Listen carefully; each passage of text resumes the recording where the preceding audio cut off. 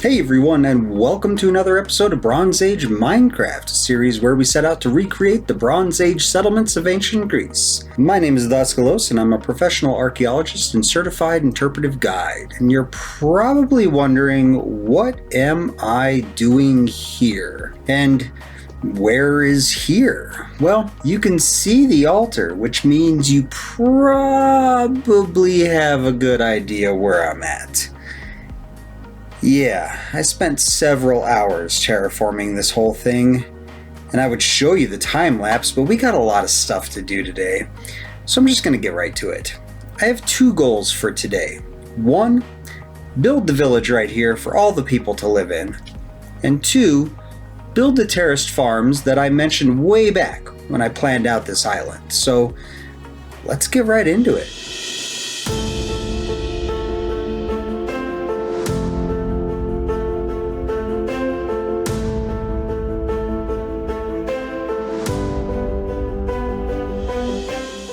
Now with this episode's voiceover, I'm going to talk about a few things that didn't really fit in with the themes of some of the earlier episodes. Sort of a bonus information episode.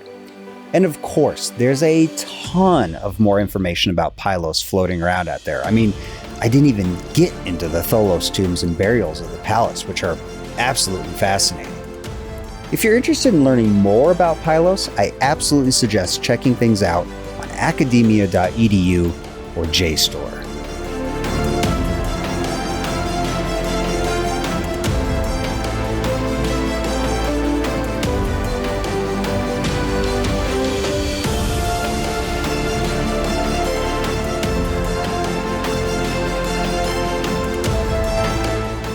Now let's talk about Megaron size. And I know what you're thinking. You're thinking size doesn't matter, but that sounds an awful lot like something someone with a small Megaron would say. Anyway, here's a size comparison of the Megarons of Mycenae, Pylos, and Tiryns. Something you should notice is that they're all fairly similar in size. Now, we think that Mycenae was what we would consider the capital of the Mycenaean world, simply due to the size of the settlement. And Homer also backs this up, though we should be careful with taking Homer as fact.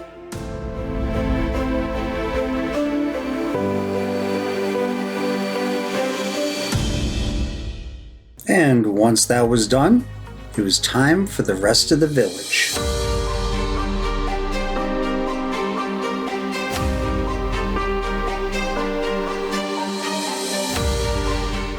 So what does it mean if Pylos shares a megaron of similar size to those other two settlements? Does the size of a megaron directly correspond to the importance of a palatial complex in the Mycenaean world? Well, that's a tough question to answer without making some assumptions. If we can assume that Mycenae was the location of centralized power in the Mycenaean world, it would be a safe bet to assume that Pylos and Tiryns, with their megarons and palace complexes of relatively equal size, also held a place of high importance.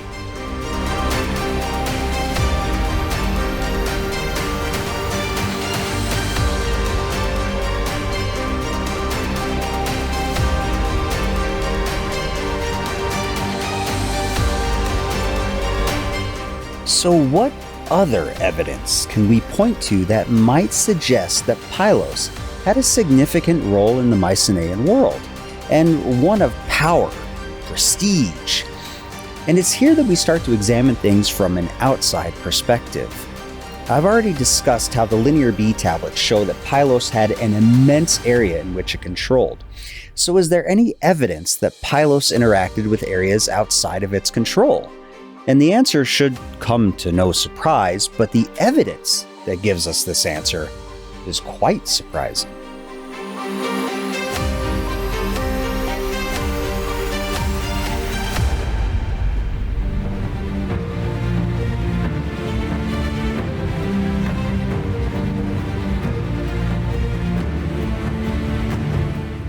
Here is a map of Pylos' location relative to the rest of the Aegean. Looking at this map, it's hard to imagine that Pylos would be a center of international seabound trade, especially with areas to the east. Yet, when archaeologists excavate Pylos, they find weights of various sizes and, well, weights. Furthermore, some of these weights were in different measurements that were not common to the Mycenaean world, but rather other, what they would consider foreign, places.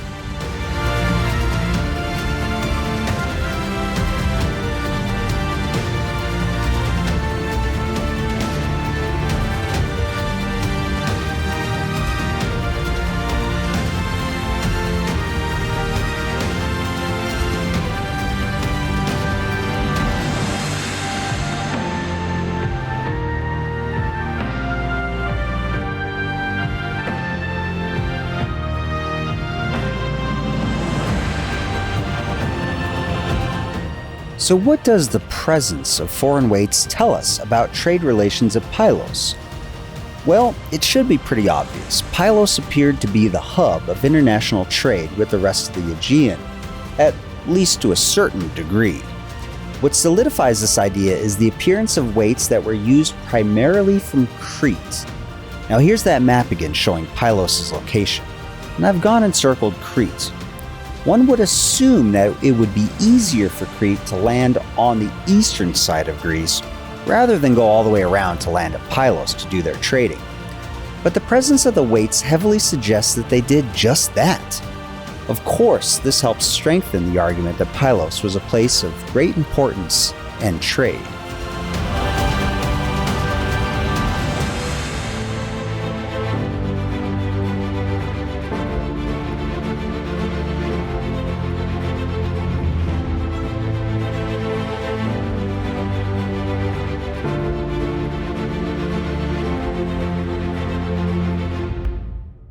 Now, all good things must come to an end.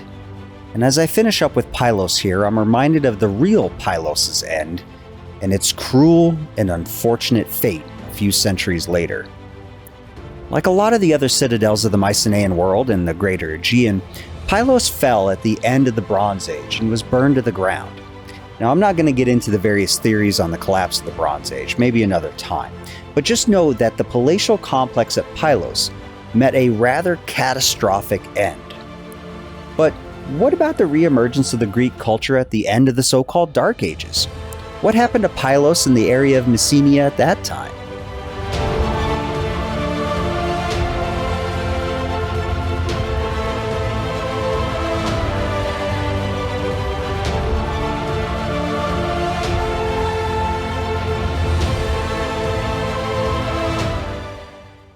And now, the farms. Pylos and Messenia as a whole would come out of the so-called Dark Ages to face a threat and fate that, in my opinion, they did not really deserve.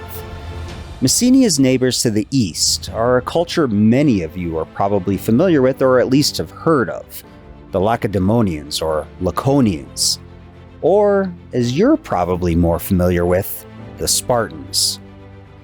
The Laconians and Messenians would end up fighting a war with each other, something that would be fairly common in the world of the archaic and classical Greeks.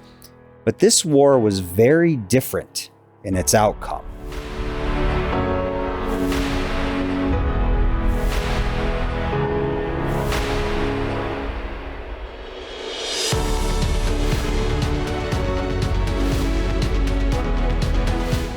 The Spartans were ultimately victorious in this war against the Messenians.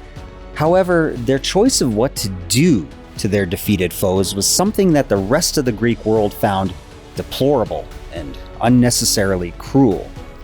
They enslaved the Messenians and took over their territory. To the rest of the Greek world, enslaving fellow Greeks was completely unheard of and completely and totally unacceptable.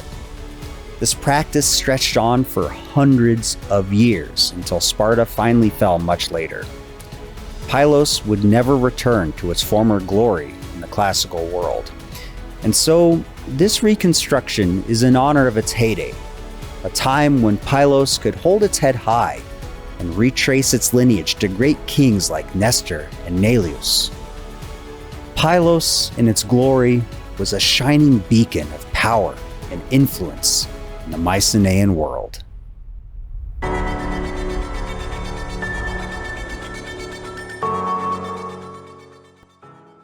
So there you have it. Pylos is done. I'm going to stick around a little bit more, do some detailing, get the interiors of the villagers' houses done because none of them are done, and maybe do a little bit more detailing around the area. I'll probably cull some of these iron golems too because there's way too... Oh, he heard me. Yeah, no, you guys are fine. Anyways, let's go and see what we got. So I've got all the fields out here. I basically just copied what was behind the palace that way. And yeah, I think it looks pretty good. So let's go check out the village. Got some path blocks up, looking pretty good. Village is up. And I built these olive trees here. I got a new technique for doing it. And basically what I do is I plant an acacia tree, let it grow, and then I replace some of the orange wood with some acacia wood. And then I replace some of the leaves with the jungle leaves because you can see they grow these little fruits here that kind of look a little bit like olives. So I think it looks good. Anyways, let's walk around. Hey guys. All right. More olive trees, some bushes. What are you doing? Oh, you guys are all gonna go and talk. Okay. Hey, little one. All right. So yeah, here's the well that they're all gathering around. I got the bell up underneath there, kind of hidden. I got the village megaron. Got some farms here with some sheep, another olive tree. Got some of the villagers' houses set up. Yeah, it's all just looking pretty decent in my opinion. Generally nice little areas here. I let this area here overgrow with some bone meal. And got some vines on the buildings, which I think makes look pretty nice. I got the farm fields over here. Let me show you these real quick. So yeah, these are all the terrace farm buildings, and oh, there's still some dirt on the farmhouse. Anyways, I'll take that down later. But yeah, I built them a little farmhouse too, and chickens. Lots of chickens leaving eggs everywhere. Anyways. Yeah, so this is it right here. So, I'll take that. Thank you. Yeah, so far so good.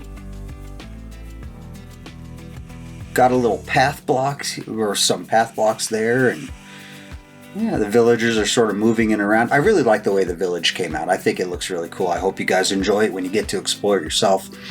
But let's walk over here because you'll notice that there's some quartz blocks in my inventory. Hey, you guys. Hey, stop that. All right, good. So anyways, yeah, I got some quartz blocks. And what I'm going to do is I'm going to do something I talked about at the very beginning. You see, when I found this place, I put that altar over there. And I mentioned that I was going to put it on the beach. And I think that's what I'm going to do. So, yeah, I got enough stuff here. I got that little dirt area there laid out, and I got a cleric in the boat there. His job station is over there, so hopefully he'll stick around in the area. I got a bed underneath some carpets under here, so hopefully he'll stick around in the area. We'll see. If not, no biggie. But yeah, I think this is going to be a good spot to do this altar. It's going to be a fairly large altar. The sun's going down, making everything look nice. A little sad that Pylos is done, but you know, we gotta move on. So, anyways, that's the end of Season 1. I will release a world tour video and then the world download, and then I'm gonna take a little bit of a break before we do Season 2. See you next time. Alright, you. Let's get you an altar.